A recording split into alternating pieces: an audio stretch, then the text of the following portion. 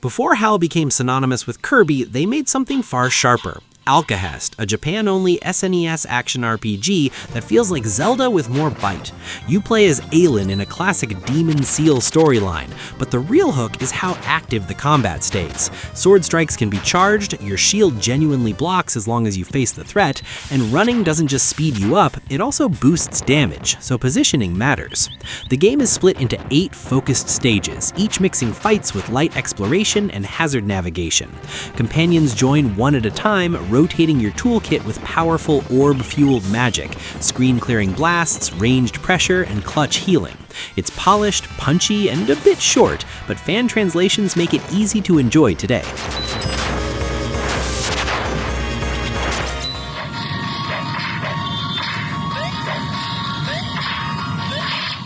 Back in the 90s, when anime was still hard to come by, Yaiba felt like a whole series crammed into one cartridge. Based on an early shonen manga, it's a licensed tie-in that plays like a no-nonsense action RPG, and it leans hard into the action side. Dialogue is minimal, with quick story beats mostly saved for pre- and post-boss scenes. The rest is top-down stage crawling. Push forward, carve through endlessly spawning enemies, and hunt for the next trigger to move on. Progression is the real glue here. Every hit you land builds experience, and leveling up is clean and immediate. More HP, stronger damage, sturdier defense. Easy to enjoy even without Japanese, though it's a shame there's still no solid English fan translation.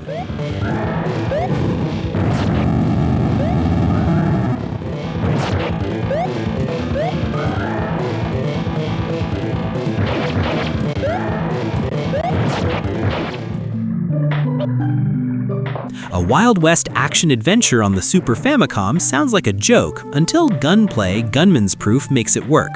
It's a Japan-only title, but thanks to a fan translation, it's easy to enjoy today, and it feels like a quirky cousin of A Link to the Past. You explore a small island full of charming NPCs, weird jokes, and surprisingly expressive animation.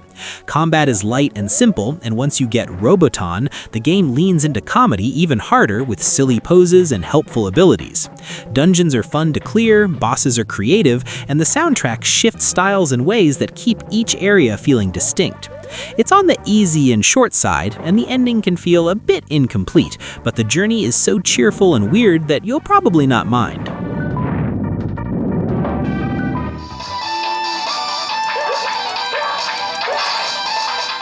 You head into Brainlord expecting a classic action RPG, and quickly realize almost the entire game lives inside its dungeons. Combat is solid and flexible. Swords, axes, bows, charge-based magic with no MP, and espers that can fight or help with utility. Blocking and jumping matter, and when things flow, the action feels good. The real focus, though, is dungeon design. These 5 dungeons are massive, packed with puzzles, platforming, and constant backtracking. When the puzzles land, they're genuinely clever and satisfying. When they don't, aggressive enemy respawns, slowdown, and some brutally unfriendly late-game rooms test your patience hard. Brainlord is smart, demanding, and often frustrating, a dungeon-heavy Super Nintendo experience that rewards stubborn players more than cautious ones.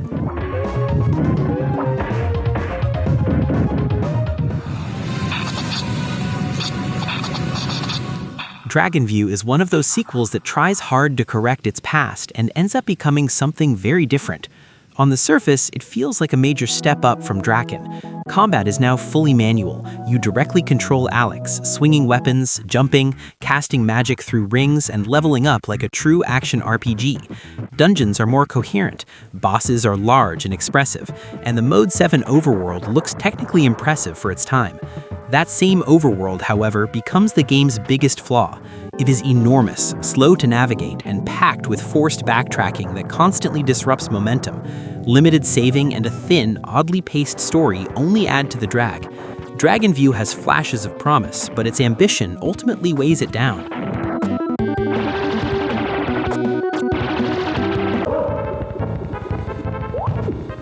You can feel the Zelda DNA right away, and that's no accident, since marvelous Mouhitotsu no Takarajima was directed by Eiji Onanuma before he became a key name behind Zelda. Set on modern tropical islands, 3 schoolboys get culled into a pirate treasure mystery after their teacher is kidnapped. Instead of heavy combat, the game leans into teamwork puzzles. You constantly switch between the boys, each with unique tools and abilities, turning exploration into a steady rhythm of observation, backtracking, and who can solve this moments. That focus is its biggest drawback, though. Fights are few and far between, sometimes vanishing for long stretches, which can make the pace feel sluggish if you expect action. Still, it's charming, clever, and refreshingly different.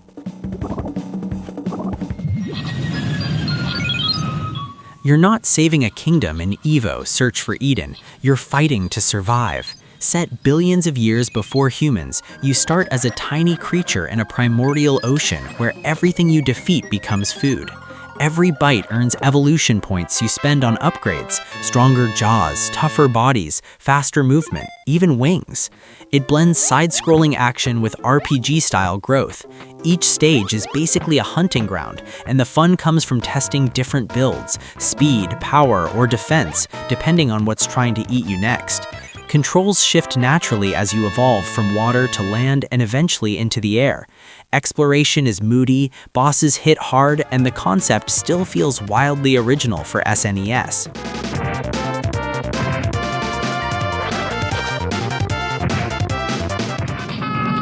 Imagine stepping into a ruined land where nothing moves, then hearing life return, one soul rescued at a time. That's Soul Blazer's quiet magic. Instead of just loot and levels, clearing monster layers rebuilds the world. Each layer you destroy frees something living, a villager, an animal, even a small piece of nature. Those survivors give hints, unlock new routes, and sometimes hand you the exact item you need to move on. Combat is clean and responsive, backed by a steady RPG climb through gear, magic, and levels. If you clear everything, it can run a bit easy, but the pacing stays satisfying because every fight visibly changes the map. Neugier is the kind of SNES oddity that only still exists in the conversation because fans refuse to let it die. Thanks to the English patch, The Journey Home, it's easy to try today, and easy to understand why it stayed obscure. It looks like a Zelda-ish action RPG, but it plays like a guided tour. One dungeon, one objective, next stop. Exploration is thin, so that classic "what's over here" spark rarely shows up. Combat does the job, yet turns repetitive fast. Tap sword, watch enemies respawn, repeat. Healing is abusable since drops are predictable, and while Duke can grind power through repetition, real gear upgrades are scarce, so progression feels light. Worth a lazy afternoon, but it never builds the momentum or mystery the genre thrives on.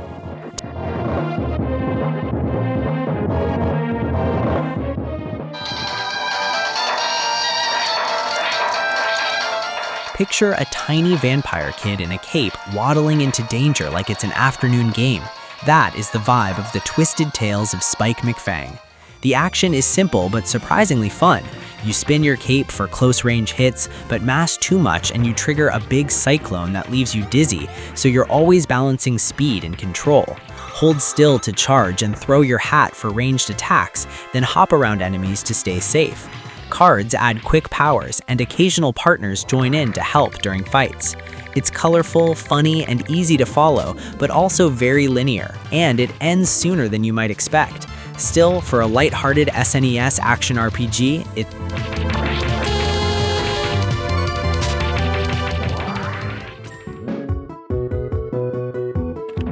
If you ever wished Zelda's swordplay could live inside an Ys-style action RPG, Zack, the Art of Visual Stage is pretty much that experiment on Super Famicom.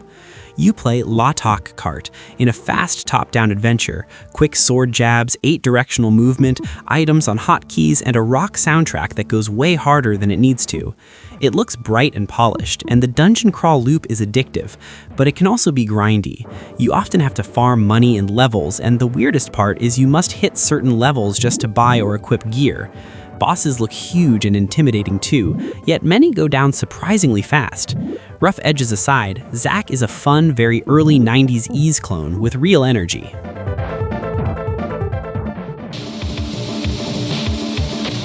Front Mission Gun Hazard is the weird, wonderful cousin of the series. No grid tactics here, just fast, side-scrolling mech action that feels closer to Cybernator. You jump, dash, shield, hover, and swap weapons on the fly, then grow stronger through RPG-style upgrades, new parts, and entirely new Wanzers. The story is surprisingly heavy and political, packed with twists early on, and the soundtrack is pure Square at its best, industrial, tense, and memorable. There is also a fan translation, which makes the plot actually worth following. Not everything lands. Some missions feel stretched, and grinding or required gear moments can slow you down. But when it clicks, it's an addictive mech RPG you'll keep pushing through one more mission.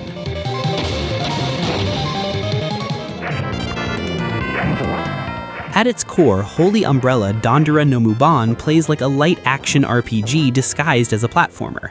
Combat happens in real time, with enemies roaming side-scrolling stages while you attack, jump, and manage positioning rather than turn-based stats. Your umbrella isn't just a weapon. It evolves through elemental upgrades that directly affect combat style, range, and damage. Coins act as RPG currency, letting you buy healing items, stat boosts, and equipment, instead of chasing extra lives. Switching between party members mid-game adds variety, as each character handles combat a little differently. It's not mechanically deep, and movement can feel stiff, but the RPG progression gives weight to exploration and fighting, making the adventure feel rewarding despite its breezy difficulty.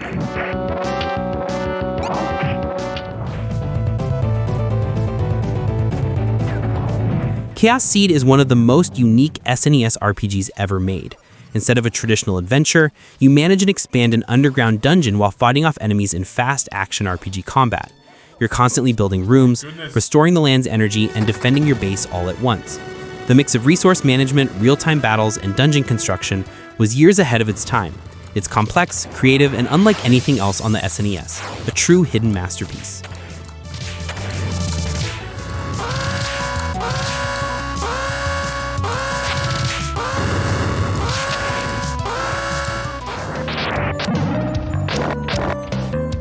Some games don't guide you gently, they drop you straight into the depths and expect you to figure things out on your own. Brandish 2, the Planet Buster, is very much that kind of experience. This is a deliberate, methodical action RPG where the screen rotates with your characters facing, turning movement itself into part of the challenge. Combat isn't flashy, but it's tense. Weapons wear down, magic must be used carefully, and every dungeon is packed with traps, hidden walls, and looping paths. Compared to the first game, Brandish 2 looks sharper, but its slower pace and heavy focus on exploration can feel demanding. Stick with it though, and there's a quiet satisfaction in finally understanding the maze and earning your escape.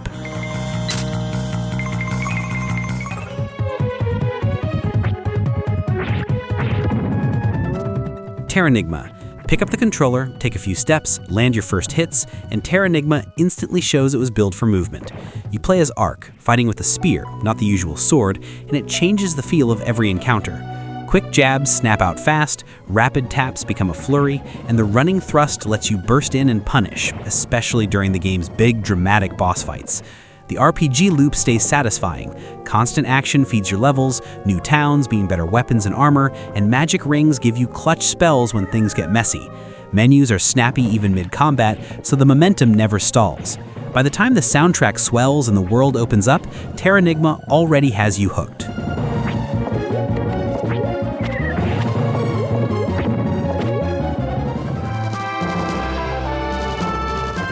Enix followed Soul Blazer with a looser, more story-driven spiritual sequel, Illusion of Gaia, or Illusion of Time in Europe.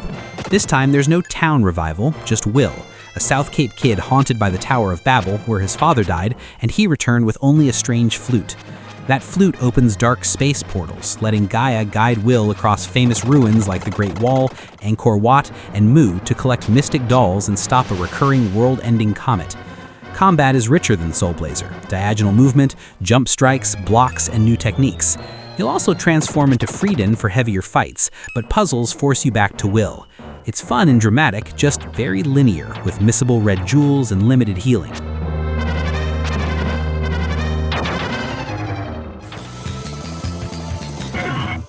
Star Ocean is one of the SNES's most ambitious RPGs, long locked behind a language barrier until fan translations opened the door. Created by developers who later shaped Tales of Phantasia, it blends real-time combat with command-based control. Battles play out live as you select attacks, map skills to shoulder buttons, and freely switch characters while AI handles the rest. Optional private actions flesh out party relationships and ease the linear flow. Combined with advanced visuals, voiced battle effects, and a massive soundtrack, Star Ocean feels bold and experimental, an RPG that pushed the SNES far beyond its comfort zone.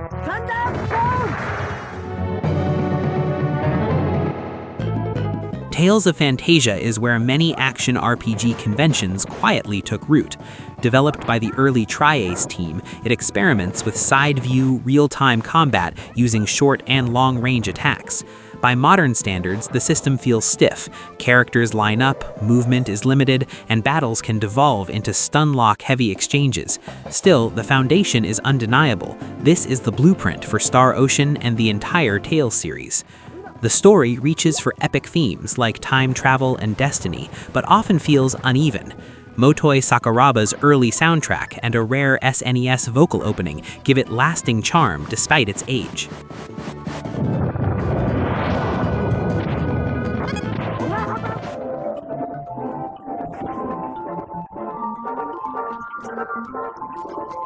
After Secret of Evermore, Squaresoft split its future. The West received Secret of Evermore, but Japan got Seiken Densetsu 3, the true sequel. Once fan translations arrived, its legacy became undeniable. Combat refines Mana's formula by removing weapon cooldowns. Every hit fills a tech gauge, unlocking powerful special attacks and spells. The ring menu returns, AI is more reliable, co-op remains possible, and the triangle story system adds real replay value. With stunning sprite work and one of the 16-bit era's most celebrated soundtracks, Seiken Densetsu 3 stands as a defining moment for 16-bit action RPGs.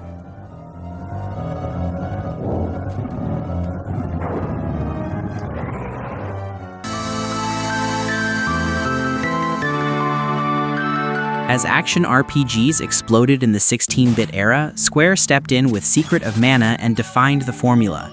Its combat is built around a weapon charge meter. Wait for 100% to hit hard or swing early for weaker damage, so timing matters, especially in boss fights. The ring menu makes switching items, gear, and magic fast, and the 3-player co-op was a rare highlight for an RPG back then. Add vibrant visuals, Mode 7 flair, smooth animation, and an all-time great soundtrack, and you get a game that didn't just age well, it became the blueprint that later titles like Secret of Evermore and Seiken Densetsu 3 would build on.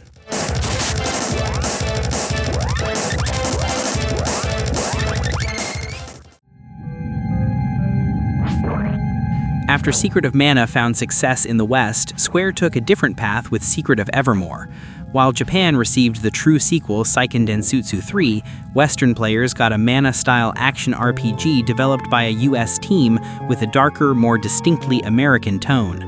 Gameplay sticks close to Mana's weapon charge combat and ring menu, but adds alchemy, letting you craft magic from collected ingredients. It's slower and more methodical than Seiken Densetsu 3, which feels more polished, balanced, and party-driven. Evermore trades epic scope for atmosphere and challenge. It may not replace Seiken Densetsu 3, but it stands as a bold, experimental spin on the Mana formula.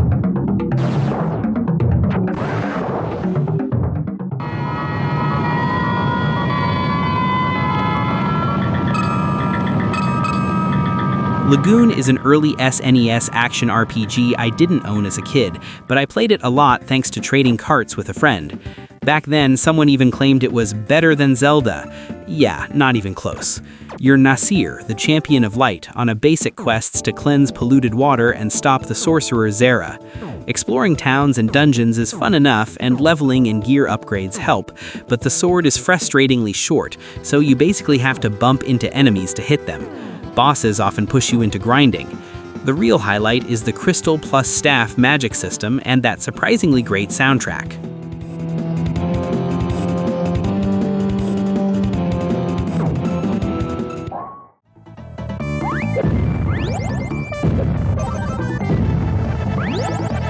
Konami shook things up in 1994 with Ganbare Goemon 3, turning the series into a Zelda-style action-adventure, with towns, NPC clues, shopping, and lots of backtracking, much easier to enjoy now that an English patch exists.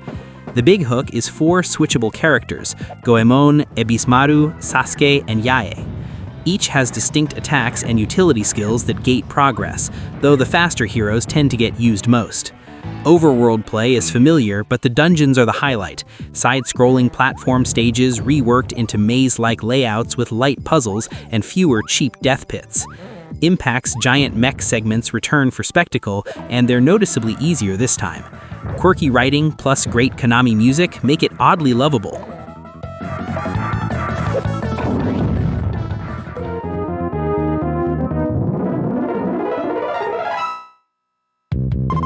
Super Ninja Boy 1993 sounds great on paper.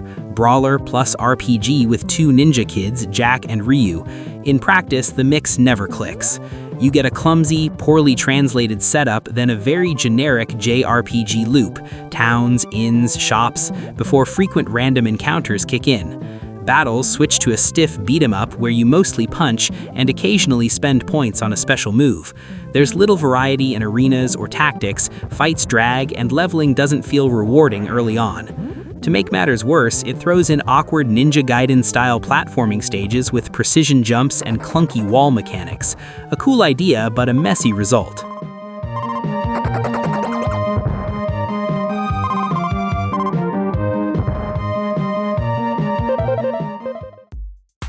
And that's a wrap on some of the SNES's most unforgettable action RPGs. The kind of games that weren't just about saving the world, but about the feel of it. Moving, fighting, learning patterns, and getting stronger one hard-earned step at a time. You don't forget moments like Terranigma's big cinematic boss showdowns, or the high-focus survival grind of Evo Search for Eden, where every evolution point feels deserved. And even the rough-around-the-edges picks, yeah, Lagoon, I'm looking at you, still leave a mark with their mood, music, and that weird first-gen SNES charm. These games didn't just entertain us, they helped define what action RPGs would become. Thanks for hanging out, and see you in the next video.